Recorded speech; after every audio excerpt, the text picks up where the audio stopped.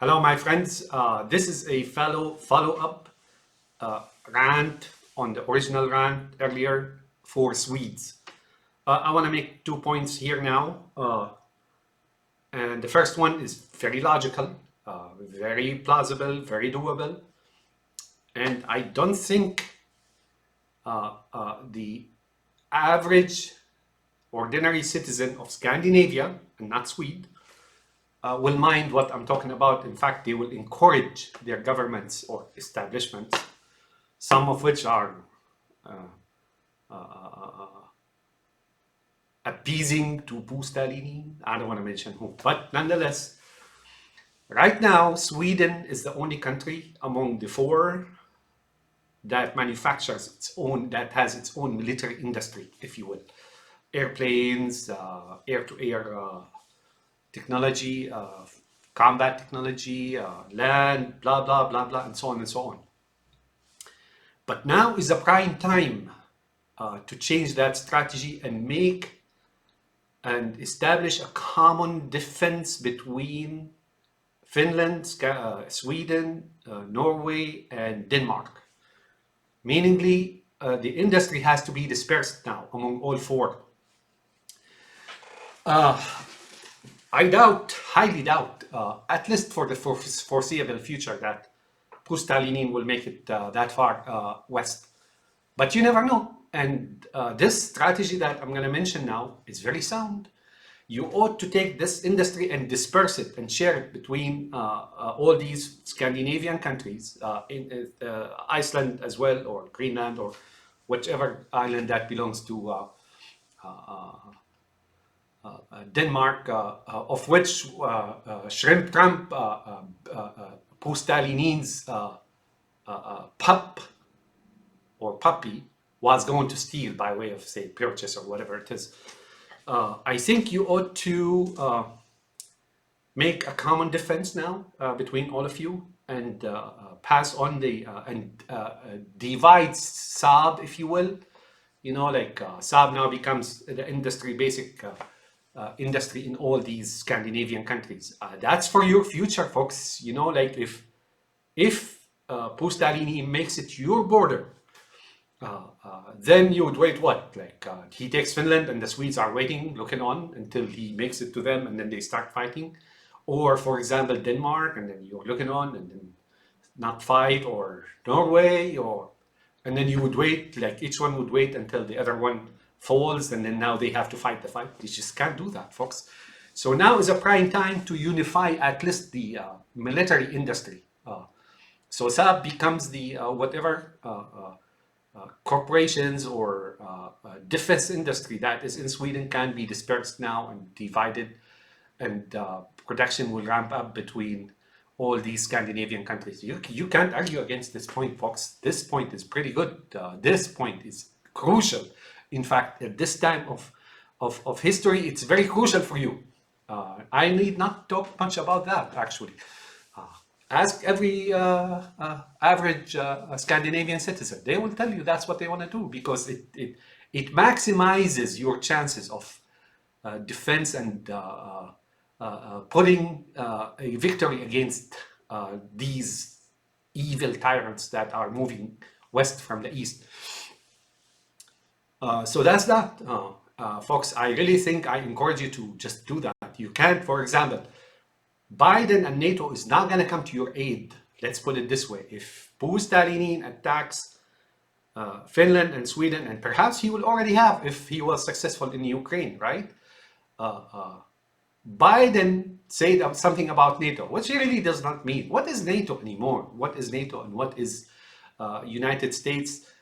The establishment in the United States is nothing short of Pustalenin. They're all under the umbrella of Netanyahu. That's it. You know, they emanate and they spring out and they bud from the same root. Now, I'm not making metaphors here or analogies or similarities of dogma and thoughts. And so, no. That's what I'm talking about, is command and control and origin and physical connection. That's it. You know, like I use physical, I should probably use something like human connection or devil's connection. But no, that's what it is, folks. So So Swedes and Norwegians and whoever you are, those Scandinavian countries, Finland, Norway, and so on, you have to now unite your military strategy and industry and be able to produce. Like if there's a fight somewhere on the front here and that falls, the other country is not void of weapons, right? Worst case scenario is you will contest every inch of it. And when they know that you are capable and you have produced like weapons and sufficient enough to fight them off and cause them damage and harm, I'm not sure they will stop attacking you, but they will really recalculate and reconsider time and again. So that's point number one in this ad hoc ranting today. That's a follow-up. The second one, you may think this is like overactive imagination and too much to drink. I don't drink. Watch that movie, The 13th Warrior. That is very relevant. He's talking about religion underground that exists in the East, and it's a woman, right? He is giving you a glimpse of what is there. Now, what am I talking about here? He says they think they're bears. Muslims, those early Muslims, they know them. They describe them here and there and so on. Like, that movie makes a lot of sense. That what is coming your way is really, they're talking about those who consider themselves bears.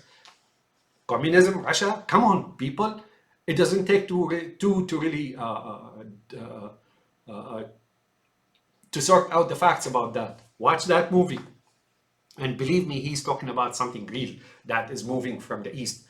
That's as sinister, as evil as sinister. There is, that's who they are in Moscow and Tehran and here and there in that East that is really springing up now. Even in China, all these guys are brothers and relatives, and they have a ritual. Here, I'm gonna divulge a ritual to you. Not that I've known it before, but there was some incidents in the Syria and here and there where videos were seen and people witnessed something. What they do in their brotherhood is they make an incision next to their breasts here. Men do, yeah. They make a small incision, right? And others, his comrade and that the one that his brother is, they come and suckle blood from their from the man's near that nipple right here. We all have it though. And what that means is that their blood brotherhood, meaning they will die before they, so and so. That's how deep and that dark that religion is. It's also explained a little bit further in the movie The Ruins. The Ruins is like there is a pyramid, and then when those crusaders go to the Middle East, they go inside the pyramid and so on. And the locals who were in analogy were supposedly Native American tribes, right, who were trying to prevent whatever is in that pyramid, whether it's plant or whatever it is, to come out. The plant is really hashish, or meaningly hash, the ones that assassins, which gave the word as assassins. But they're talking about crusaders in the Middle East and the Greeks and so on and so forth, right? The crusaders went there and picked up a bug and brought it back to Europe. You may consider that a good thing. Oh, you don't know. We human beings live like as families, and we live in tribes, and we share common thing, and our blood relationship is very important to us, and that's what makes us really human. In the West here, I observed that here when I was in Germany for a little while, and here and there, that people are tired of being alone and lonesome and depraved of their tribal life that Islam brought about from Arabia and gave to everybody in this world. So there is that mentality and spirit of connection of your loved ones, of your friends, of your neighbors. So Islam didn't just bring something very sophisticated in terms of law and universities and so on. It brought something that gave to other people. Prophet Muhammad gave the world the concept of a tribe, a just and fair tribe, the system of the tribe, like that tribe that goes here now. But now go ahead and watch these two movies, and I swear you will not regret it, because the first one, The 13th Warrior by Antonio Banderas, really is talking about the bears from Russia, but he is really going a little bit farther beyond in what he's talking about. Consider that again. And the second one I mentioned, The Ruins, is really when they go into the Middle East and that pyramid and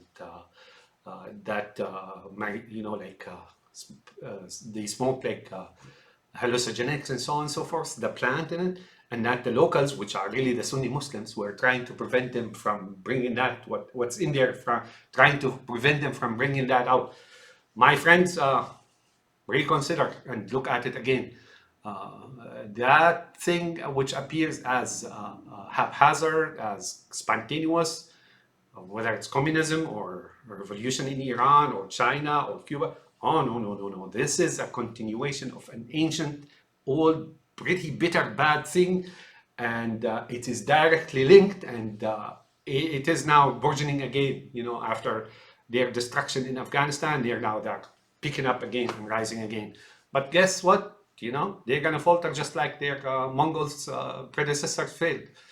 Have a nice day, my friend, and I hope you listen and reconsider what I said about common defense of Scandinavia. Perhaps more. Perhaps you should also have local military industry, defense industry, even in